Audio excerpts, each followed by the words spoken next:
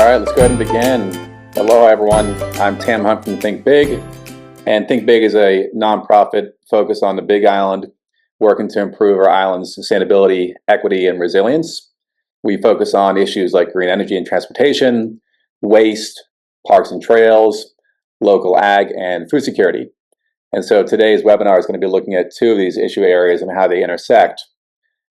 We also have Jeannette Gurung and Noel Morin from our board here today, and Heather Kimball on our advisory board, and Heather and Noel are also speakers today. So I want to give just a little bit of intro to the topics.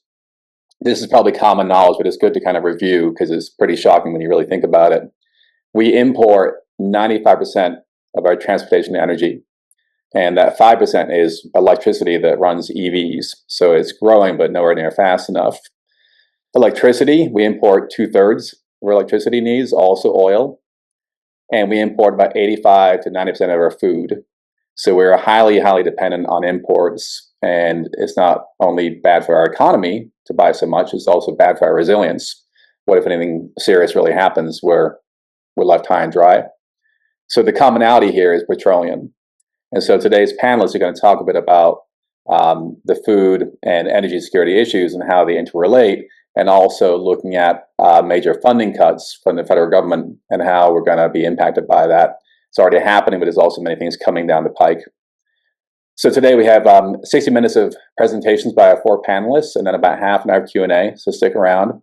If you have questions, please put them in the chat, and we'll ask those in our Q&A session moderated by Jeannette Gurung at the end. I'm going to go ahead and introduce our speakers quickly, and then we'll just dive right into the panel. So first up, we have Albie Miles, Associate Professor of Sustainable Community Food Systems and Co-Director for the Ke'oma'u Center for Sustainable Island Food Systems at West Oahu College. Heather Kimball is serving her third term as Council Member for District 1 in Hawaii County. She also serves as the President for the Hawaii State Association of Counties and as a Vice Chair for the National Association of Counties and the Resilient Counties Advisory Board. Sarah Freeman has been the Food Systems Specialist and Food Access Coordinator for the County of Hawaii Department of R&D since October 2019, and she works very hard to increase collaboration and identify funding for community-initiated projects that improve Hawaii's food systems. And she organized a really nice one-day summit yesterday in Hilo, the Arc of Hilo, on also local agri-policy. Noel Morin is a longtime clean energy and transportation advocate. In addition to being on the board of Think Big, he works with the Hawaii EV Association and Sustainable Energy of Hawaii to accelerate clean energy and electric mobility across the state. And Jeannette Gurung is a board member of Think Big and Executive Director of WOCAN, Women Organizing for Climate and Agriculture and Natural Resource Management. And as I mentioned, she'll be moderating the Q&A at the end here. And last but not least, I want to say hello to Harvey Stone, a friend of Think Big, and a friend of many people on the island, and a major activist for the issues we're talking about today. So without further ado, Albie, please take it away. Very good. Thank you for having me. I'm just going to go over a few slides to provide some high-level framing of some of the issues that we're going to be talking about today. And then we will have some opportunities for Q&A. So Albie Miles, Associate Professor of Sustainable Community Food Systems, and I co-direct the Ke'oma'u Center for Sustainable Island Food Systems at the University of Hawaii. So what I want to do is go over the talk very briefly. These are the things that I want to cover, really focusing on food security and resilience to a minor extent. And I want to break that down into understanding food insecurity, the causes and trends, the impacts of the federal shutdown and budget cuts, and then building toward food security and resilient food systems in Hawaii. So first I want to go over some key details in terms of just basic definitions, some trends and food insecurity at the local and national level. So let's dive into it. Recent food bank studies, they've been doing this work over the last 5-6 years now, and their most recent reports, one just came out about a month ago, showing that Hawaii households across the state, about 30% of Hawaii households experience chronic household food insecurity. So this is significantly higher than the national average. So you project that into our state population, that's an estimated 450,000 of our citizens experiencing chronic household food insecurity. And I'll get into definitions of these terms. So household food insecurity is measured by the federal government, the USDA Economic Research Service until fairly recently. That's been a program that's been abandoned by the Trump administration. But food insecurity is when a household does not have the economic or social conditions that really limit or provide uncertain access to adequate food that can lead to nutritional deficits and poor health outcomes. So food insecurity is when a household doesn't have adequate amounts of safe, affordable food to live a normal, healthy, productive life. And if you look at this is the national average of food insecure households, about 13.5% at the federal level. And so we are facing in Hawaii really more than double that. And so we are in a long-standing crisis of household food insecurity in Hawaii. So I want to talk a little bit about trends and then reframe back to you. The opposite of food insecurity is food security, which is when all people at all times have consistent access to enough quality food to live a normal, healthy, productive life. And that's very different than a state of food insecurity. So the federal government measures it on an annual basis, or at least they used to until the recent cuts to this program. But I wanted to point to some trends, and here we have some kind of longitudinal data based on that USDA Economic Research Service data set. And the thing that I want to point to, which is often confusing, is there's two real important points in the trends of household food insecurity. You see some real spikes here, jutting up and jutting up here. This is the Great Economic Recession, when household purchasing power contracted. And this is the start of the COVID-19 pandemic. Again, because of the government shutdowns, there was a contraction in the economy and a contraction in household disposable income that it was available for food. And so my point in mentioning this is that food insecurity is something that is socially and economically constructed, and it's influenced by state policy, federal policy, and the wages that a household can bring in and therefore spend on food. It has very little to do with, in the case of Hawaii, the amount of local agriculture that is in existence in Hawaii. So it's primarily an economic and political issue. And of course, one of the things that's a key driver of household food insecurity and other forms of basic needs insecurity is a very high cost of living here in Hawaii. So we have a fairly high adjusted poverty rate because of the very high cost of living in Hawaii. And it's a major driver of household food insecurity, houselessness, and other forms of basic needs insecurity. So to kind of recap, food security is primarily driven by economic conditions, such as poverty, and that is the single largest predictor of a household that is food insecure is if you're a single woman of color with a child, and that will predict overwhelmingly your food security status. Food security is essential for health and well-being because often food insecure households do not have access to not just enough food, but often quality foods, and that can influence such outcomes as elevated risks for chronic illness. And it also, very importantly, households with children that are food insecure, you often see significant impacts in terms of their educational performance. And one of the things I've included here is we recently completed a study on the University of Hawaii student body, about 48,000 students, looking at a sample of that population. And we see very significant rates of not just food insecurity, but other forms of basic needs insecurity in terms of child care, transportation, and so forth. And insecure students do not perform as well, and they often drop out prior to completing their degrees. And these have lifetime consequences. So both children going to our public schools, they perform less well. In higher education, students perform less well. So I want to emphasize that local agriculture can play an important role, but unless households have access to the disposable income to purchase local foods or any other foods, then our agricultural sector will play a limited role in terms of addressing chronic household food insecurity. So I want to now pivot to the federal safety net in Hawaii in the context of the recent budget cuts and the government shutdown, and we'll see some interesting figures. And I think Sarah may have some updated numbers. It's changing very rapidly because of the ebb and flow of the federal funding for SNAP and WIC. Okay, so important to mention is about 86,000 households in Hawaii are supported by SNAP. So they receive regular assistance, a check, if you will, or through their EBT card to support them. And the average, I think, in Hawaii is about $320, depending upon the household size. Quite surprisingly for many is there's a significant amount of money that Hawaii takes in through this federal assistance program. Through SNAP, we take in about $60 million every month to support food insecure households.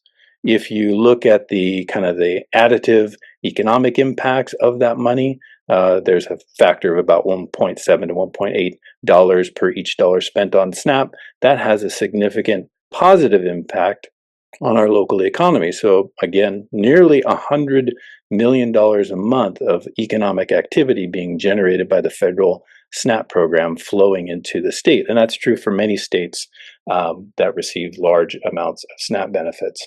And again, about 30% of households are food insecure. So this is a sizable amount of monies flowing into the state of Hawaii through this program. I'll share a few other details here, mostly about the federal budget cuts. So I want to first start with the One Big Beautiful Bill, which was a sizable cut to the social safety net that was implemented in July 2025, and it shifted money from these social safety net programs, SNAP, WIC, and others in order to pay for tax cuts, primarily for upper income folks, and then also shift some spending to the military. So this had significant systemic impacts on vulnerable households nationwide, and I'll get into some of those details. But it made a significant cut in the social safety net, and I'll mention this, about $187 billion in funding was cut. This is prior to the government shutdown. So there's already been significant cuts in the federal social safety net, and then came the federal government shutdown, and both of those things had a significant burden on the state and other states in the US because they needed to step up and compensate for this loss of significant revenue flowing into the state's support to support food insecure households. So at the local level, in response to some of these federal cuts and then the government shutdown that impacted SNAP allocations, the state of Hawaii stepped up, allocating or setting aside about $300 million for both SNAP eligible and non-SNAP eligible households in order to fill the gap in the potential cliff that was we were about to reach in terms of food insecure households. So that's a significant amount of money being allocated, but keep in mind there's $300 that was set aside in an emergency, but we burned through about $60 million a month in federal SNAP benefits. So that money will not last for a significant amount of time were it to occur in the future. So the state funding or replacing the SNAP program would be quite difficult on the state budget. Okay, so as mentioned in October, the federal budget lapsed in terms of allocations to the SNAP program, and that was not only affecting Hawaii households, but it was potentially going to affect about 42 million low-income families who are SNAP recipients. Here in Hawaii, the Health and Human Services confirmed that the entire program would be suspended or largely suspended if those federal monies were cut. This was evolving quite rapidly, as many of you remember. That would have limited about 86,000 households from from receiving their SNAP benefits, and a loss of about $60 million on a monthly basis. And so eventually, as this wound through the courts, it was deemed illegal by the federal courts, and then the program was eventually restored once the shutdown was negotiated, and the federal government was essentially turned back on. One few other details, and then I'll turn it back over to the moderator. There is a significant unmet need in Hawaii. So we've been speaking to the issue that about 86,000 households, 86,000 people are directly receiving SNAP benefits. But there's many more people in Hawaii that are food insecure. So they just simply haven't signed up or got frustrated in signing up for the available SNAP benefits. But then there are these cuts that have been limiting the ability for new participants to join this program. Here are a few numbers derived directly from the Hawaii Food Bank recent study showing the numbers of people in Hawaii and on each island that are estimated to be food insecure. So it's considerable across all of the islands and counties. And it's important that the recent cuts or potential cuts from the federal government, both in terms of the shutdown and the cuts to the social safety net and the One Big Beautiful Bill, so-called, affects not only programs like SNAP, but also funding to our local agricultural sector, from biosecurity to farm to school to technical assistance, that stresses our growers. And so if we're interested in supporting local agriculture, some of these federal funds are clearly critical. And it also affects food banks, because food banks are also partially funded by the federal government, and they need the monies from the Fed to continue some of the emergency feeding that's taking place. So last things I'll share, and then I'll wrap up, is that this would have had and is currently having some negative consequences in terms of the overall food system, including impacts on local industries. So if, for example, that $60 million a month with its knock-on value was cut for any considerable amount of time, that's about $99 million not flowing through the Hawaii economy. And of course, it doesn't just affect our economy, it affects, food insecurity, and the loss of funding affects all these different entities, from kapuna to the families with keiki and working poor households and farmers that rely on grants, and the businesses that provide us with all of the foods that we consume. So last couple things here, and then I'll wrap. There were a couple of things that were immediately put into effect, one being an emergency funding to fund farm to families, but these are relatively small amounts of funds that are not going to replace in any way the SNAP program. One of the cuts that came about prior to the government shutdown was cuts to the SNAP education program. So there was a loss of significant amount of staff that does the outreach to support families in signing up for SNAP. That program is essentially dead. And College of Tropical Agriculture and Human Resources essentially no longer has a functioning SNAP Ed program. There's an important factor that came into play, which is rapid coordination between the different agencies of the state in order to provide support in the likelihood of the government shutdown continuing and the need for the state to step in. And so some of those were important innovations in state agencies. And some of the work that I think was accelerated by a number of people, including Sarah and other food access coordinators, is really reaching out to the community to figure out ways to connect people to some of the resources that were threatened to be lost. Last couple things I'll share is really about solving for this problem of household food insecurity and resilience in the case of some kind of natural disaster. Of course, advocating for the full restoration of the SNAP program, the WIC program, and bringing back the social safety net to pre-One Beautiful Bill levels, because that's essential to really provide household food security in Hawaii. So that's going to be the job of some of our elected officials and representatives in Washington. But there are some things that we can do here at the local level, and that is state allocations to programs like the Double Up Bucks program that provides additional purchasing power to low-income families. On the local agricultural sector, there's a couple of things that could be done, and this involves the state budget, and that's support for local agriculture through grants and training programs, but also really scaling what's called institutional purchasing, connecting growers to some of the major institutions, including the tourism industry, that could support our local agricultural sector.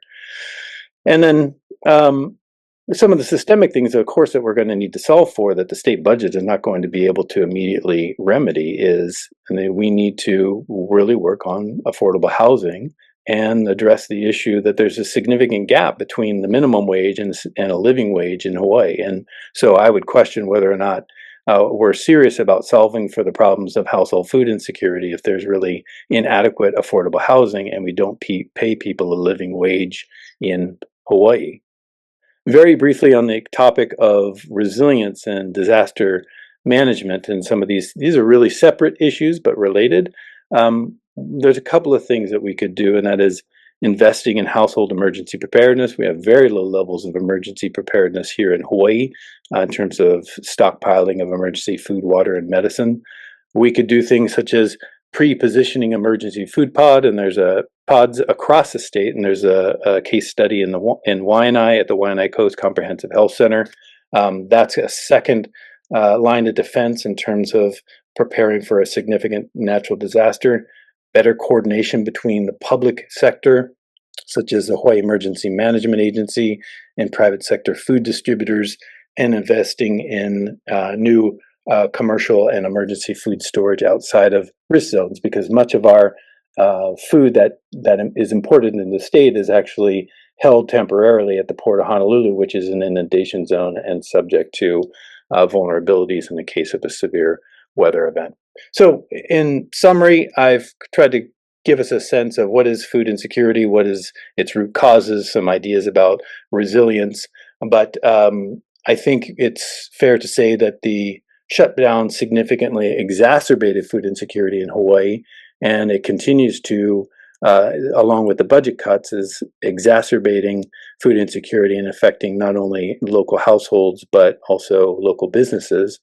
And there's a range of things that need to be done in terms of reinstatement of federal funding and food system planning to kind of get at more systemically food insecurity and disaster preparedness.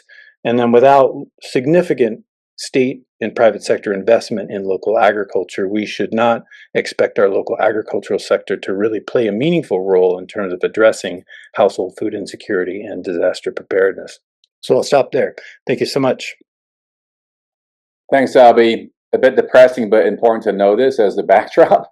It's a great overview. And I do want to add the caveat that, yes, we need additional investment in local food to increase that amount, to make it a factor. And that's certainly what I think we're all working on here today, in addition to bringing back federal benefits, et cetera. So thank you so much. Next up, we have Sarah Freeman talking about what the county is doing on food security and how federal funding cuts are impacting those efforts.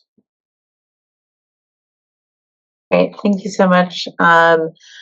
First, I want to touch on a couple of things that Albie had mentioned. So the loss of SNAP Ed funding that impacted those that are doing outreach, but also those doing nutrition education through our system.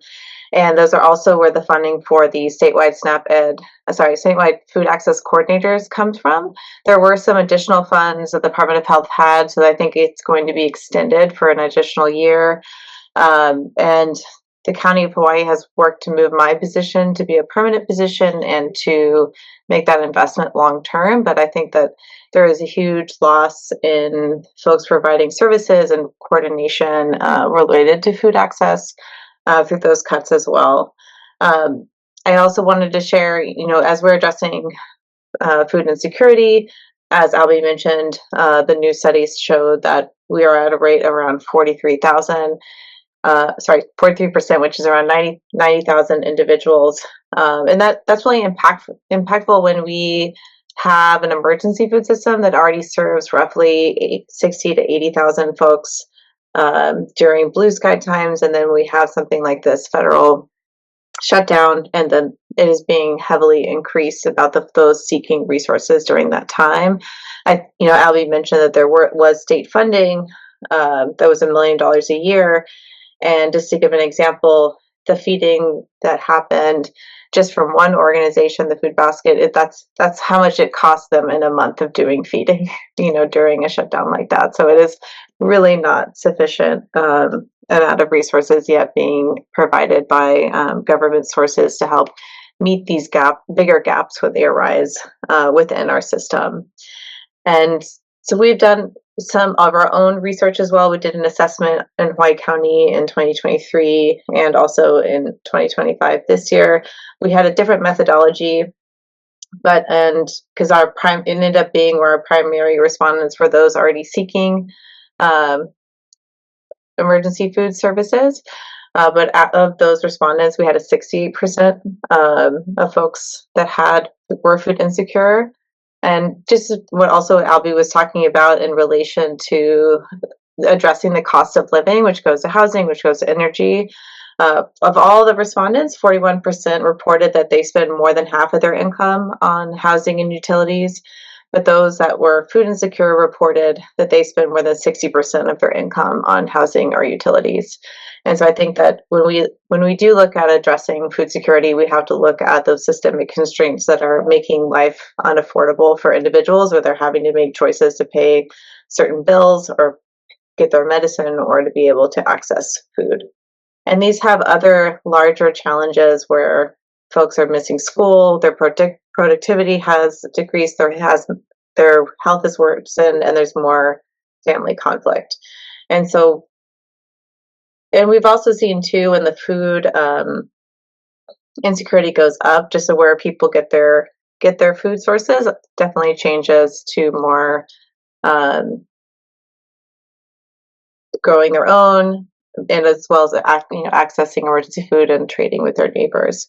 And so when we're looking at doing these types of assessments, it's really helpful to utilize these to target where there could be potential investments made, and also strategies. Earlier this year, we also held a series of regional meetings with service providers to determine assets they had, assets that they needed, to really see what were their constraints in serving their communities and moving these things forward, and what kind of investments could be made to better enable them to serve their communities. And this also helped us inform a $500,000 grant program that was funded through ARPA funds through the Food Basket we're still in process of awarding, but was really focused on investing into infrastructure that increased capacity over the long term.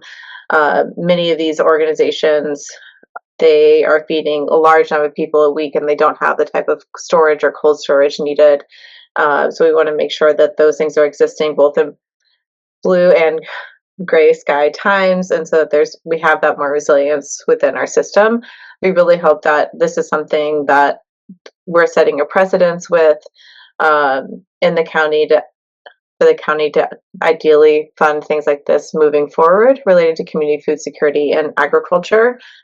Albie had also mentioned that, in supporting agriculture, we have to look at institutional purchasing. We've been focusing that effort with our resort partners and have had really great success with that throughout this year, and are working with them to also track where they're at and those increases, and really looking at what are those areas of connection or barriers. And we just held another event with them where different resort partners came and went to visited different farms, and things pop up like a barrier for a producer to expanding, and then a resort says, oh, I would be happy to buy that for you. So I think that increasing those partnerships and those connections really goes a long way into expanding our production. And another program that was funded through ARPA funds through the county was a producer expansion program through the Food Basket called Malamba to Farmer, where over $710,000 in grants went to farmers, that was paired with technical assistance that was focused on for them to be able to increase their production into local markets. And I think that, again, this is another way where we are really trying to increase that support and capacity and technical assistance to really grow and support our local producers and make them more economically viable. And that is another thing we look at as a whole in our department. We spent a lot of last year not only surveying and talking to producers in our county, but statewide, really looking at what are the top impacts that prevent them from being economically viable. And through that, how do we work on addressing that, both through county, state, and federal policies? And at no surprise, in our county, the number one barrier was biosecurity, pests, and plant diseases. And so we really continue our investment through funding BISC, but then also as the county, but also working with state partners to better improve those programs and rapid response moving forward. Because if we're constantly as producers subject to these different kinds of stresses, it not only is crop loss, but it threatens farms from closing, because it is a high cost burden, both in the materials to treat these pests and also in the staff time, which I have very close personal experience with being farming on Hawaii Island for the last 9 years. And so I think that we really want to make sure that we're looking, as the county, looking to see how we can best work with our partners in industry and in government to address these systemic issues affecting them from being successful.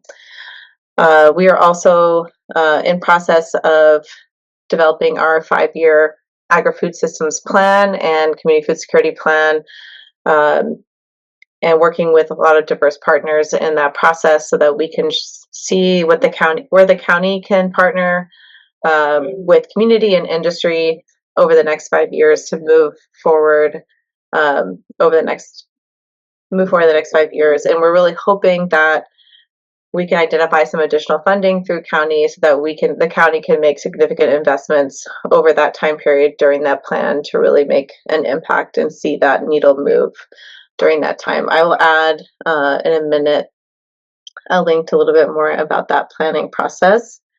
And then lastly, I just want to share, I also support our emergency management folks at Civil Defense with emergency food planning. The county developed its first emergency food plan in 2021, where we were really looking at getting insight from the response to the 2018 Kilauea eruption and also COVID-19 to really see how that could help inform planning moving forward. And right now we're in the process of doing a point distribution plan, which is going even deeper into that planning of what types of disasters and what types of responses as we move forward. And I think that I know we're going to be talking about energy in a little bit, and I think that that is actually one of my biggest concerns in a disaster response, because we have roughly about 2 weeks of fuel on island at any time, and that is if those supplies aren't disrupted.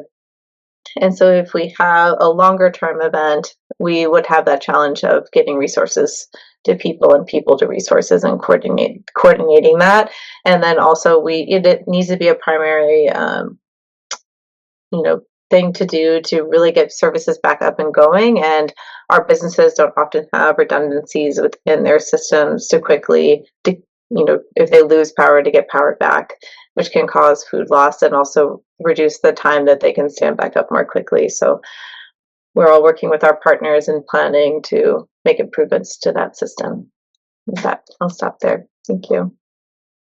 Thanks so much, Sarah. Yeah, it's an impressive list you're working on, and please do keep us updated on your progress.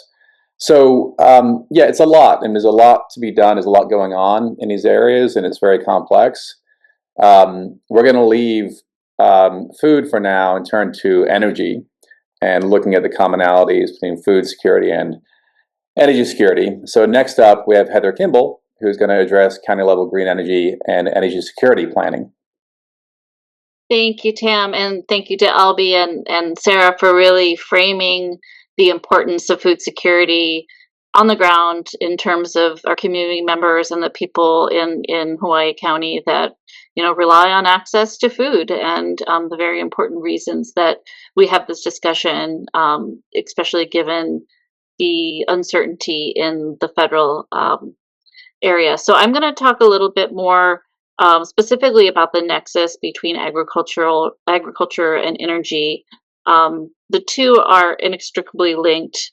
As was mentioned, we import roughly 85 to 90% of our food that is consumed in the islands, and the vast majority of that food is dependent on energy intensive global supply chains for production, for processing, refrigeration, and transportation. At the same time, Hawaii's energy system is highly vulnerable itself and reliant on imported fuels, which exposes us to price volatility, climate risks, infrastructure disruptions. And that means that any disruption in energy, whether it's through fuel price spikes or grid outages or federal policy shift, it has an outside consequence for food availability here in Hawaii County. This is really this discussion is to reframe food security not only as an agricultural or nutrition issue, but as a core infrastructure and resilience challenge for the county. So I wanted to focus on how recent federal policy shifts are reshaping this landscape and how the state of Hawaii is responding, and how the county of Hawaii is responding, and what the steps are that we have to take as a much more active role in strengthening the energy and food nexus. So in terms of the federal policy shifts and those effects, those ripple effects, at the federal level, we're seeing, of course, increased volatility and uncertainty across the energy and agricultural sector. And well, the legislation, like the Inflation Reduction Act, expanded funding for renewable energy, energy efficiency, and resilience. The on the ground reality has been that there have been pauses, backlogs, cancellations of specific programs. For agriculture, this has been particularly evident in the USDA's Rural Development REAP grants, which support farm-scale renewable energy and efficiency upgrades. When these programs slow or pause, our farmers are faced with financing gaps, and projects that could lower operating costs and emissions are delayed or abandoned.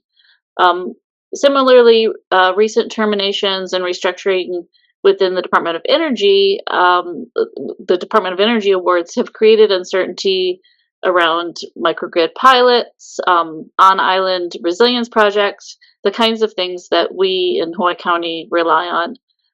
And then furthermore, uncertainty in the FEMA hazard mitigation efforts and their funding, that also affects our plans around resilience hubs and backup power and critical infrastructure protections with respect to energy in times of disaster.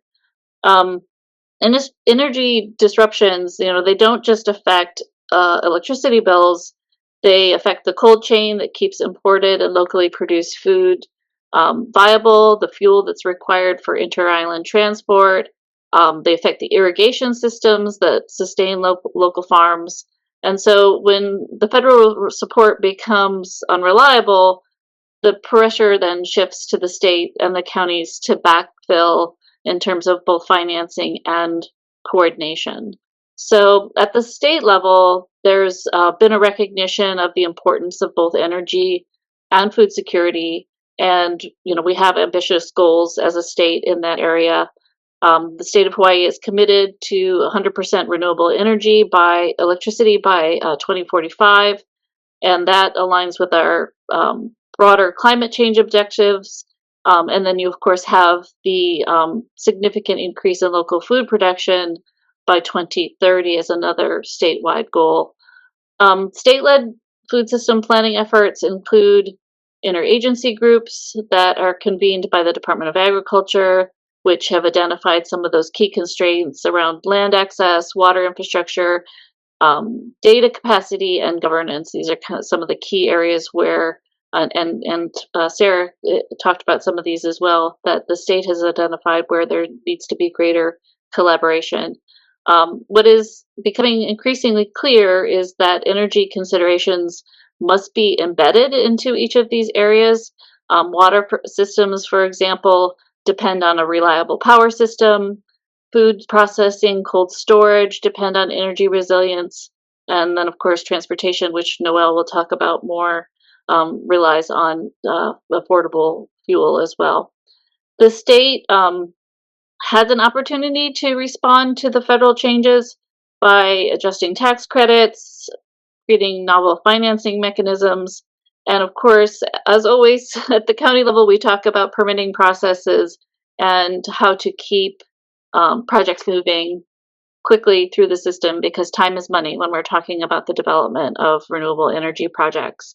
So state-backed loan guarantees, green bank style financing, coordinating on standards for farm renewables, that can help stabilize our local system in this environment of fluctuating federal programs.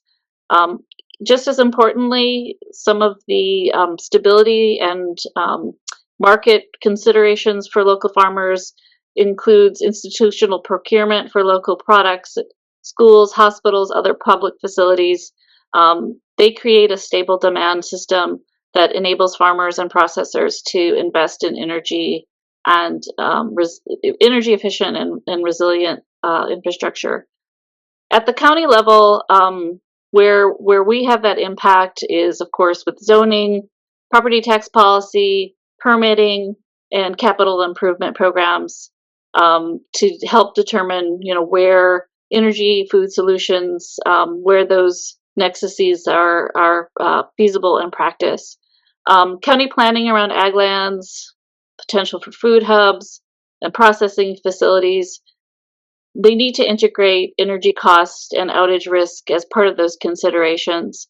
Another emerging trend that we're seeing at a national level and has been frequently a conversation in our National Association of Counties Environment, Energy, and Land Use Board is the increase in energy requirements based on data centers being established. And I thought that we were potentially immune from the establishment of data centers here in Hawaii County, but I happened to be sitting next to a gentleman recently who, when I asked him what he was doing here in Hawaii, he said, "I'm looking for locations for data centers." And data centers are huge energy hogs, they're huge water hogs, and so I think the county needs to preemptively think about what we need to do in terms of permitting the data centers in here and how that might impact energy costs, energy vulnerability, and land usage with respect to the agricultural sector. There are several other things that we can do that would be high impact. Streamlining permits for on-farm solar and storage systems to reduce project timelines and cost. Like I mentioned, property tax incentives tied to agricultural production and energy efficiency might make it so that renewable investments are more viable for small and mid-sized farms. We can also support the development of food hubs and aggregation centers that are designed from the get-go to be resilient with energy systems, off-grid energy systems, including solar, storage, and, where appropriate, microgrids. As the federal funding becomes less reliable, the counties may need to consider our own bridge financing tools, such as a revolving loan fund or credit enhancements that keep shovel-ready projects from stalling out. In terms of the food energy nexus, in practical terms, energy is really one of the largest cost drivers, as Sarah hinted at in her conversation, for agriculture in Hawaii. You have irrigation pumps that are moving water uphill, downhill, over long distances. Cold storage, ice production are still essential for both local and imported food. And then processing, added value production, they require a consistent power supply. And then, of course, the transportation of goods relies heavily on fuel. At the same time, I will say that agriculture presents opportunities for clean energy solutions, farm-scale solar, agrivoltaics, bioenergy from agricultural residues, and renewable powered food hubs can reduce operating costs and then increase overall resilience in the county with respect to food security. Distributed generation paired with storage can allow critical food infrastructure to continue to operate during outages, and that reduces the loss of products during outage events and can support our emergency food response here in the county. So in our energy and food systems, because of this nexus, because of this coordination, they have to be designed to withstand the climate shocks, the supply chain distributions, and the price volatility that we see in the energy market. The other thing I wanted to just highlight, because this is so important with respect to agriculture here in Hawaii, is ensuring that we integrate equity into all of our energy food policy systems. Small-scale farmers, Native Hawaiian producers, and rural communities often face the highest energy burdens when you look at the overall economics of their agricultural system, and they're the least able to have capital available to invest in renewable energy on site. So without intentional design and policy shifts to address the equity issue, then we will see these disparities deepen. So place-based governance, which is something that I'm pretty connected with and feel is pretty important in terms of what we do at the county level. There's no one-size-fits-all across the state, and there's certainly no one-size-fits-all across the county. So using local level or community level planning to identify priority food and energy needs, and ensuring that solutions are supported by the local community and are culturally appropriate should be part of our overall planning in terms of county level policy. We can also support communities through technical assistance programs. Sarah is probably somebody who can lead the charge on that. She is a wealth of knowledge.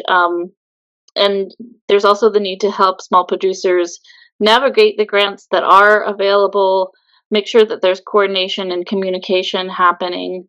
The resilience hubs that have been founded by Vibrant Hawaii are a wonderful model that combine food distribution, but could also include cooling, charging, and community services that are supported by renewable energy.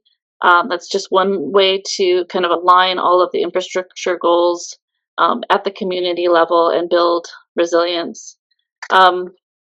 Just finally, just talking a little bit about the data challenge. I think that it's important, and another area where the county can plug in to create robust data that can help us navigate the energy food nexus effectively.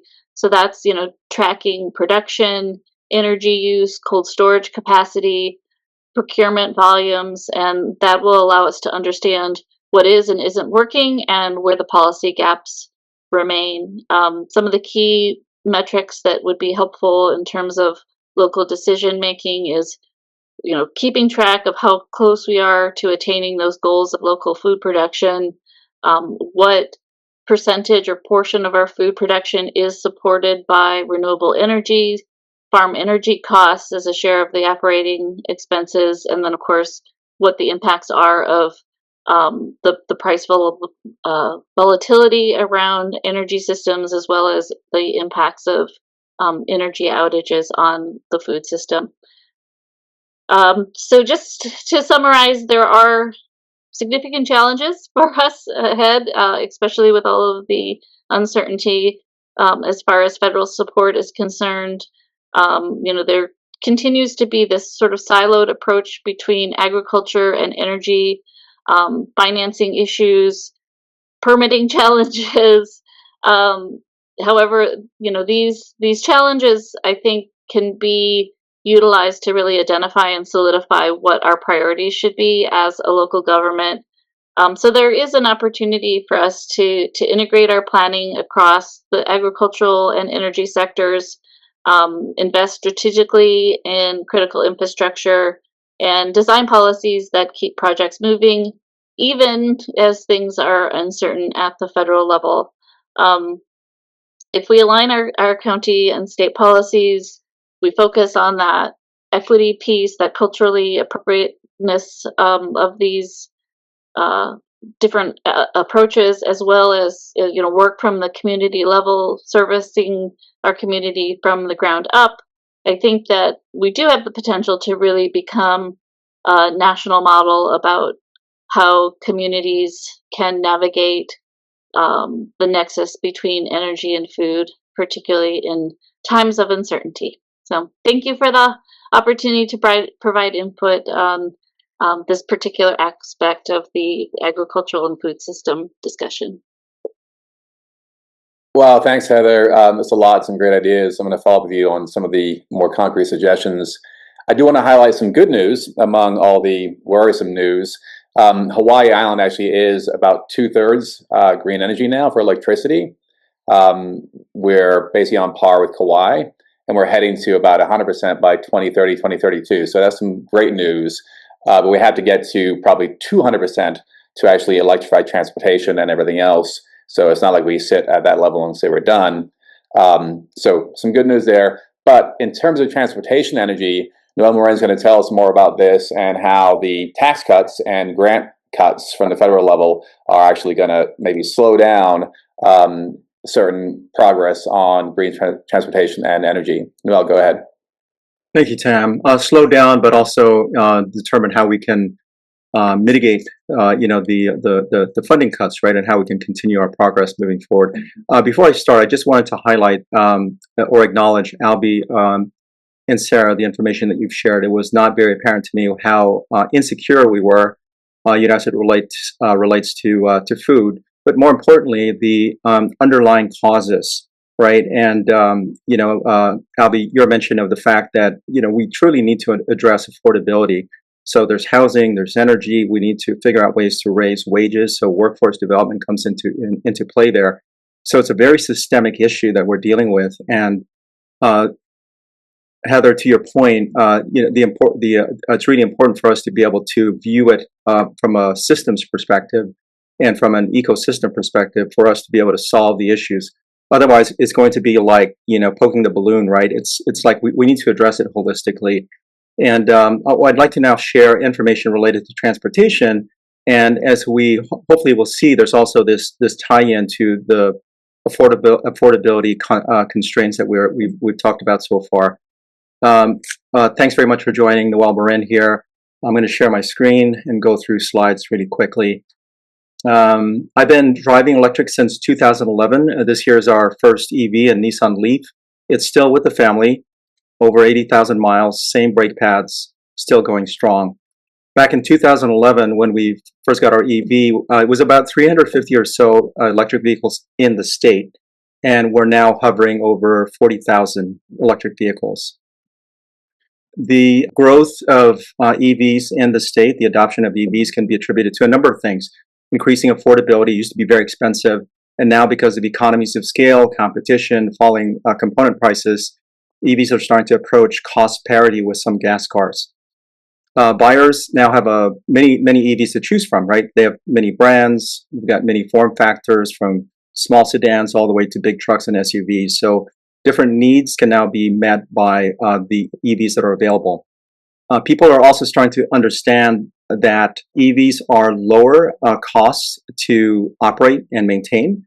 And that is obviously translating into an awareness that pocketbook benefits can be had with just a change in the transportation decision that households make. Importantly, some of our owners are really fortunate. They've got rooftop solar, so they're actually able to power their vehicles with solar energy and therefore reduce their expenditure on propulsion energy. Those who charge from home, and many of us are fortunate to be able to do that, we find that the cost to power our vehicles costs less than powering a gas car.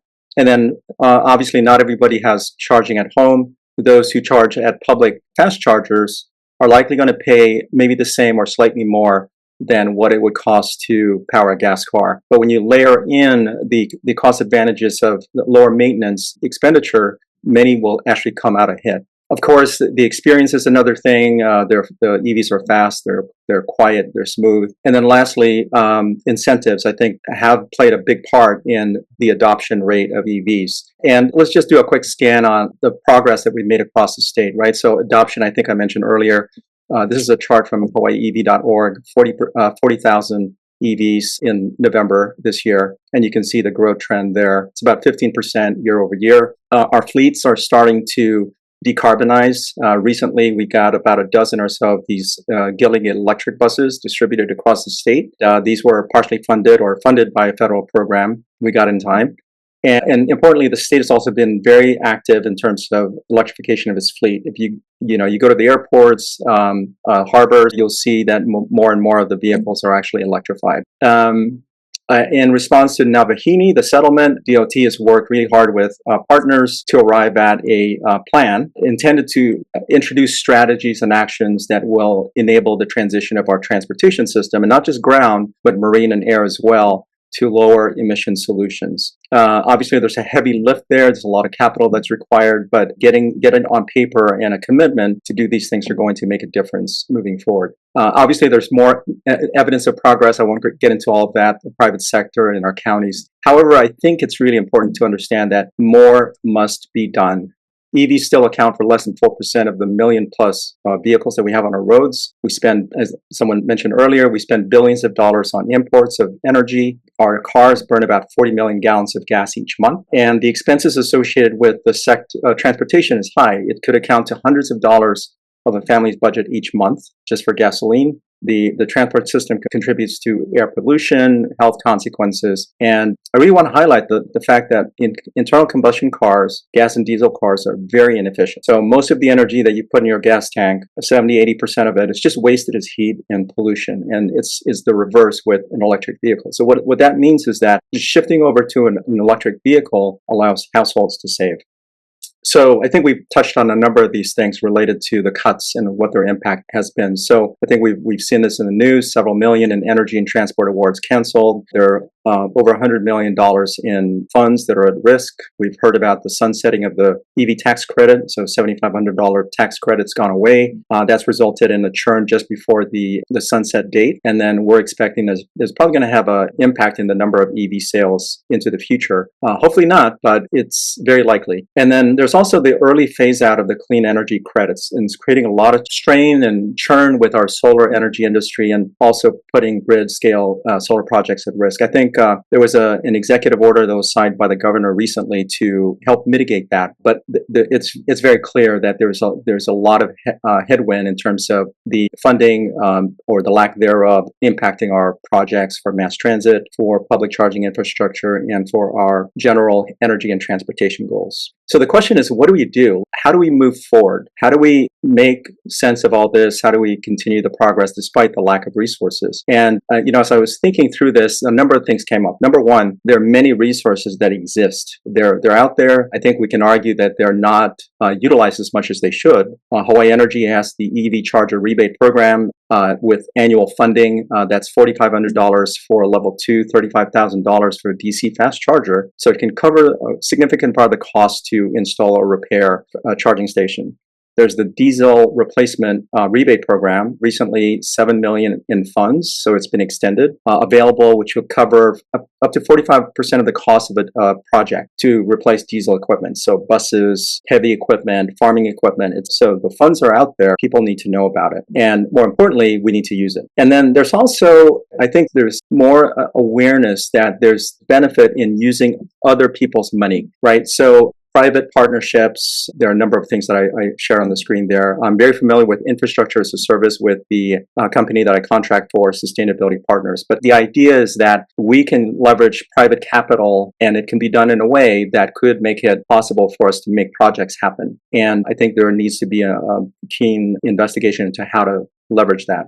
Awareness is a big thing. As I mentioned earlier, there are all these different programs out there, but if households and businesses are not leveraging the services, then they're losing out. And one way for us to mitigate that, and it's relatively cost intervention, is to ensure that there's awareness. Awareness of the benefits of making the shift, awareness of the availability of the services, the capital, and helping people understand facts about the clean tech solutions that are out there.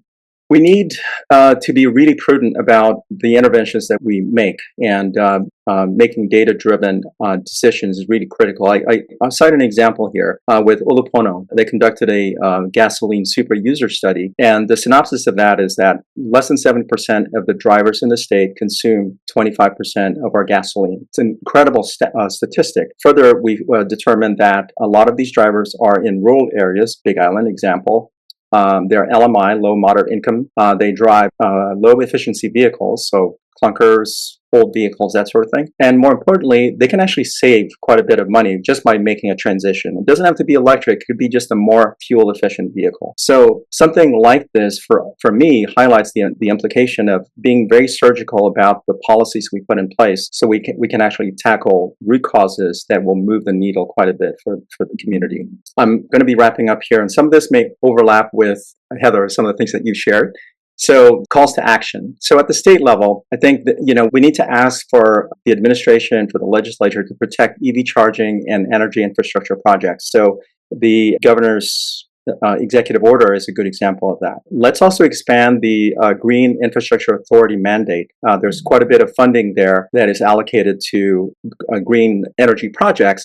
Let's expand that so it actually covers electric vehicle infrastructure. Let's look at ways to incentivize adoption by our LMI community, especially gas super users. So that could be a rebate program. We need to make it an intention, right? Which is, let's figure out a way to enable a more equitable transition for our LMI community and also for our super users. And then let's take a look at the barrel tax. We already have a carbon tax. We can maybe take a look at how we can either expand that or reallocate revenue so that we can further expedite the energy transition. And then, of course, at the state level, we need to do more to expedite the fleet transition. HDOT is doing a great job, but there are many state agencies out there that can still move the needle with regard to the transition to electric.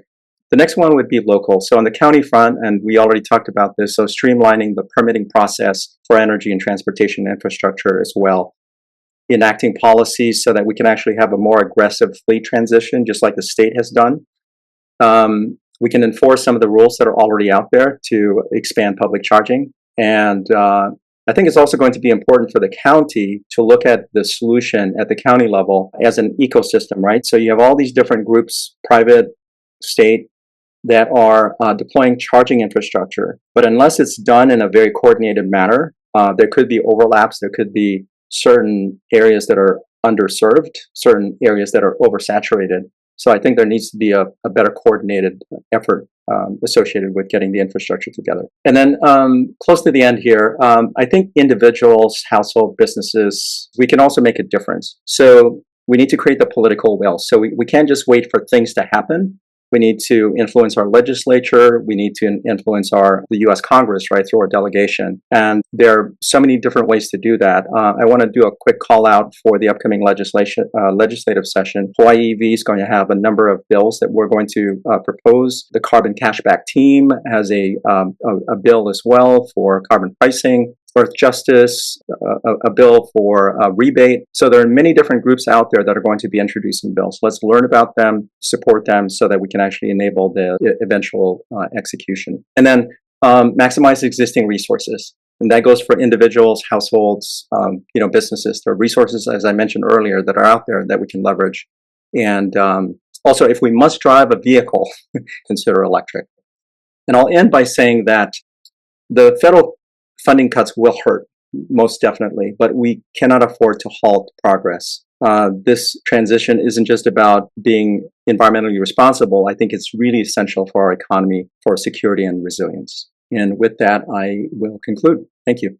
Great. Thanks, Noel. Great information.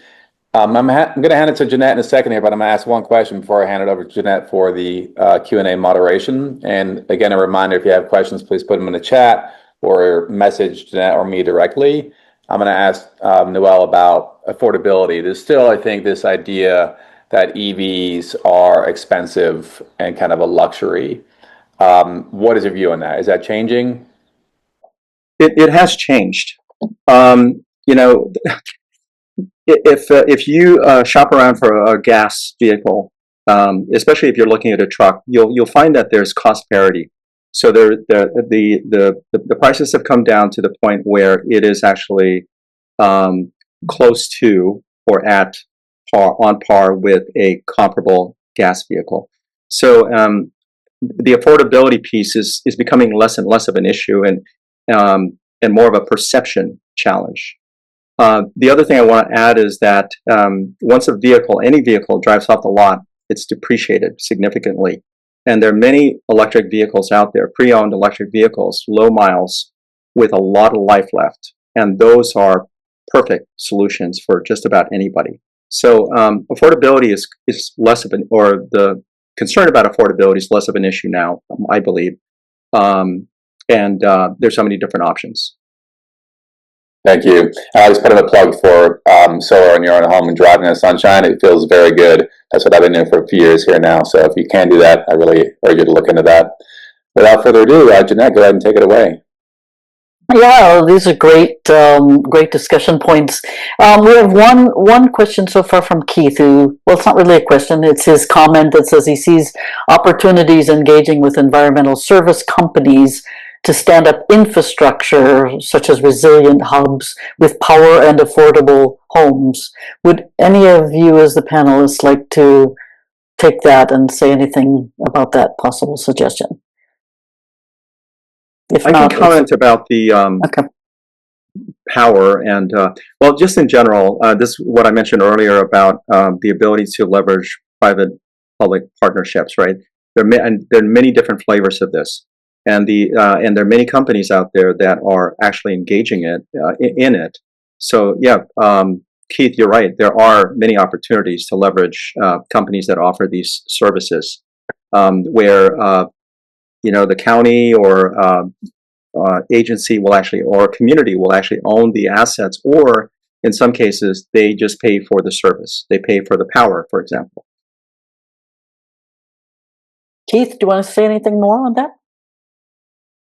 Well, I as some of us did, I also attended the Ag Policy Summit yesterday, and I've heard this over and over again, especially farmers. But this also is true for fishers as well. The producer, I mean, they can produce it, but to have a product that is market ready, they've got to be able to wash it. And I've heard over and over again is access to water. And I believe on Oahu, what they have is sort of a where the producers, the growers meet the eaters, where there's a kind of a washing station where the guy that produces watercress, and he's got 2 bushels of watercress, and he meets the chef that's shopping for watercress. He goes like, "Wow, this is good stuff. I'd buy 4 bushels if you had it." Well, I think there's a virtuous circle there. And the other piece of it, I mean, thank you, Albie. You've very adroitly, fingered many things that turned my stomach in while living here. We are very vulnerable, and one of the things that is again food and energy, and if we actually had a way to cold storage or freeze what we produce, for the general population or for schools, it'd be very much, you could actually have this rotating stock, because some things are seasonal, and if you had cold storage, it could go in and then come out on a measured basis. And I guess similarly with housing, if you had maybe 3 models and you made them modular, that they were roadworthy, you could build it like a factory. And you picked one of 3 designs, and the pieces would get trucked to site and assembled quickly. I think we're making a huge mistake to do artisan housing construction, board by brick. It creates a really long, complicated process. And if you can do it in a undercover in a factory, I think you solve a lot of problems. And you can buy in bulk too. We're going to have to get some supplies to island. So there's several ideas there, and I'm hopeful. I am not saying these are easy problems. Otherwise, it have been solved already. Yeah, would any of the panelists like to respond to that? And I think the next question comes from Ruta that's also related and says, is it really possible for the state of Hawaii to be independent of federal money to feed and house our citizens? And maybe picking up on what Neil mentioned, would any of you like to respond to his suggestions? I can respond just to the first part about water. It's not only that access to water to wash your produce, you have to have potable water. And I think that's a lacking resource in many places. I also want to say that, I'm a founder of Kohala Food Hub, and one of the reasons that we created that is there was a place where producers could wash their produce if they needed and offer that. And so food hubs often offer those pieces. And sometimes I'll also say with food safety, it's better not to wash things. It depends on the crop. The more you wash things, you can actually increase the level of contamination. But yes, that's something we have to solve, and trying to work with Department of Health of being more of a resource, because we also don't have a lot of water testing infrastructure and those kinds of things. So I think definitely we have to look at those core constraints within the system to support our producers. Something else was mentioned, we have the Lalomilo facility that is actually underutilized and is a cooperative, and so we also want to make sure we can spend time connecting people to existing resources. So as much as we do need to increase cold chain water infrastructure, we also need to make sure that those that have been invested in are utilized and people are aware how to navigate them. Anyone else? Heather, do you want to say anything on this? Well, I will say, I'll speak to one thing that particularly stood out to me in terms of Keith's comments. Hi, Keith. Thanks for being here. Thanks for the comments.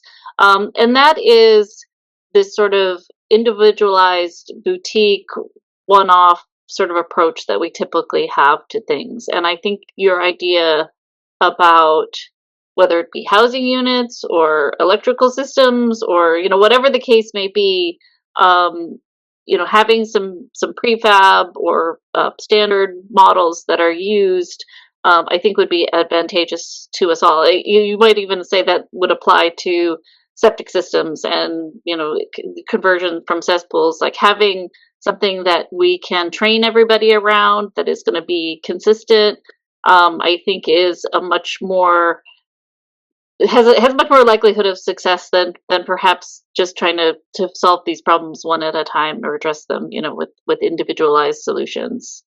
Heather, just to follow up on that, is there an opportunity for county policy to influence that, to encourage that? Maybe a flip side is there anything right now that's preventing it from happening, from a policy perspective? Yeah, as an example, we do have within our building code the ability to do modular units, and the caveat being is that there is still a local inspection piece that has to happen per the code right now with respect to inspecting the building once it's been placed on site, right? Just to check and make sure that nothing has been, knocked out of whack during the movement of that prefab unit. So, using that as an example, it's certainly possible. Barriers, I mean, there's probably more than anything a political will barrier. There are funds that come from the people that benefit from doing one-off solutions, and those folks can be somewhat loud at times. So if anything, I think there's that may be the biggest barrier that exists, as opposed to anything that is material or just a lack of suitable policy. It's the desire to implement something, which fortunately we can fix. Harvey, we saw you for a second. Do you want to come in with something? Yeah, thanks. Really appreciate the effort that everyone has put into this. This has been very informative and meaningful, and once again inspiring. And Heather, I need to direct this to you because it's really obvious that while the county doesn't have money, the county does have the opportunity to provide leadership. And what we're really talking about is a coalition, a collaboration amongst key stakeholders to try and find a way to overcome some of the barriers so that we can accelerate this effort. And I was just wondering, if you had any insights into how can we really, take full advantage of our county government to provide that type of leadership that I think is essential for us to accelerate this effort.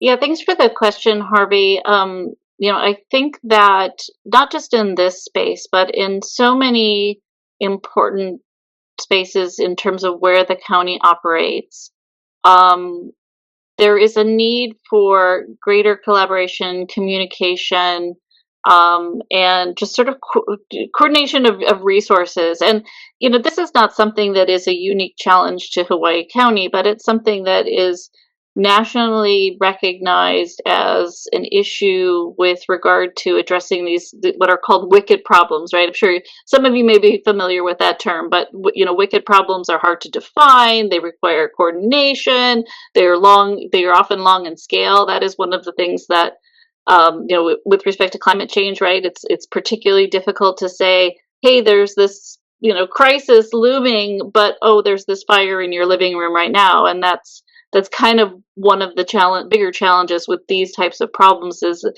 the temporal scale as well. As you know, and most everybody here on the call, the formation of OSCAR was really intended as a mechanism, if you will, to ensure greater cross collaboration, both internally within the county, but also with our partners at the state, partners at the federal level, and then most importantly, the community. I think that there's still some need for that office to grow, and they're still kind of establishing themselves and trying to grow with their outreach and whatnot. But in the interim, I'm also kind of researching in all my spare time, additional mechanisms or styles of local government that will help with this. And, one of the things that I'm particularly focused on is that traditional and indigenous governance models tended to have been more successful by necessity in building resilience and creating sustainability. And so I've actually been kind of looking at how we at the local government level might better integrate traditional indigenous legal systems which exist, right, into our local government. And I'm in the very early stages, but a lot of this is based on the idea that successful implementation at a local government level of policies around some of these more complex issues really require community-based, ground-up efforts and action. And here we have a structure for that in the indigenous culture. And so using that as a methodology to kind of weave in systems that we know work, that have existed here before, into how we govern the county now is one of my days around that. But I'm still kind of working it out. I do want to respond to Ruta's question about the federal funding.